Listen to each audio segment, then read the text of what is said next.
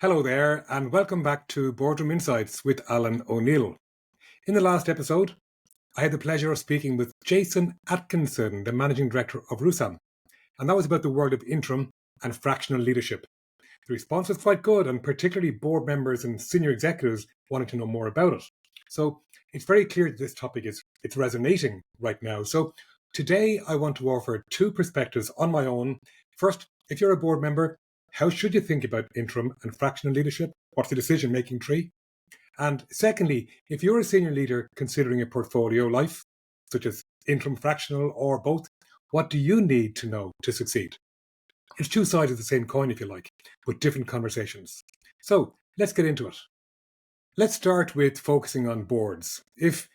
Because boards today are under more pressure than ever. It could be regulatory pressure, market uncertainty, digital transformation, AI particularly, costs under pressure, and that constant race for talent. Well, you already know this, but the speed at which organizations need to move has increased exponentially, but the speed of hiring permanent executives hasn't increased to the same extent. So let's imagine you're a board member right now. Maybe you've identified a need, somebody has left or something is broken, it is stalled, maybe something is missing or slowing you down. And you may be wondering, do we need an interim or do we need a fractional leader or a permanent hire? And wait it out, which can take time. Well, here's a decision-making tree that just might help you in working out and not making rash judgments. Number one, start with the core question. What problem are you trying to solve here? Rather than just going with who do we need, which is an instinctive response, the better question is, why do we need anyone at all? Is the issue a vacancy that must be filled quickly? Or is it a capability gap where maybe your current team, maybe they don't have the experience, or that you're facing a transformation that needs acceleration or a crisis requiring intervention? Or maybe you've got a big project where you need additional horsepower. If you're not crystal clear on this, you risk solving the wrong problem and maybe even getting the wrong person. Secondly, consider the time horizon. Look, this is not a perfect rule, but if it's between now and 12 months, think interim. 12 months to 3 years, think fractional. Beyond 3 years, think permanent. Why? Because speed and impact is already in the DNA of interim leaders.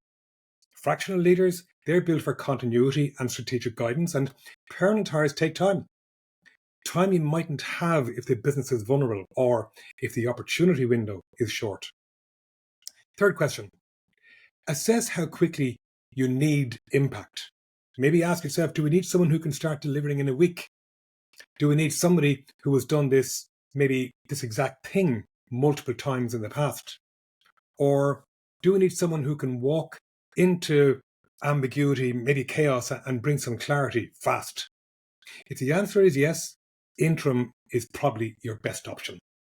Now, these people tend to come preloaded with experience. They don't need months to settle in, or they don't need onboarding manuals or time to get their feet. They simply get stuck in and they get things moving really quickly. Fourth question, don't underestimate your own internal capability or the risk of using it poorly. If you can fill a gap internally, but just be careful, consider the hidden costs. Like, for example, does promoting someone create a hole somewhere else in the org structure?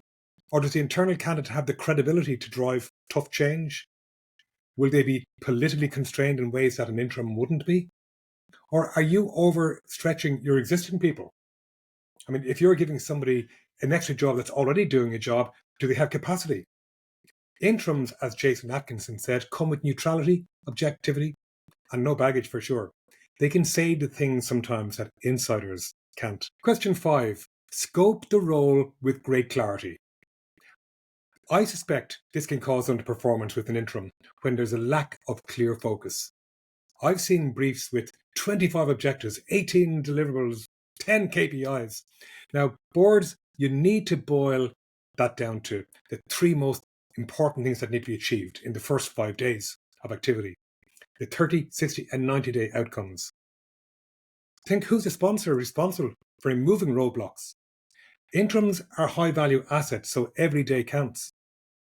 Question 6. If you want fast impact, you must enable that interim to assimilate quickly. Boards often forget this. Interims can fail in an organization if they're not integrated properly. Make sure that the CEO introduces the interim to everybody concerned, that the team understand the why, not just the what that person will be doing. And there should be no whispering about he or she is a threat to my job. They should be given access to people, the data, the systems, the decision makers immediately. Look, culture will eat an interim for breakfast if you're not careful. Question 7. Look at the financial logic properly. Some boards that I've spoken to look at the day rate of an interim and say, well, that's expensive. But you've got to compare it with salaries, the employer national insurance, pensions, bonuses, onboarding time, recruitment delays, their holiday time, project slippage, the regulatory or operational risk. More often than not, an interim is better value and at lower risk. And that brings you to know the risks and mitigate them for the organization. Like poor scoping would be a risk, poor communication, maybe even internal resistance or misalignment between the board and the CEO and the interim. With confusion, no handover, no legacy for the interim, unrealistic expectations. Hidden political landmines, be very careful. And if this interim is treated as an outsider rather than somebody who's doing a great job, no clarity on the decision rights. These are leadership issues, not interim issues. So you need to get the setup right before that person lands with you. One of the most powerful tools that you can use to accelerate change is clarity and communication. I'm going to turn the coin over now, and now let me talk to aspiring interims or fractionals. And you've got to ask yourself, is this a career path for you? I want to just maybe help you with that. More and more senior people are considering a move into the world of interim and fractional work.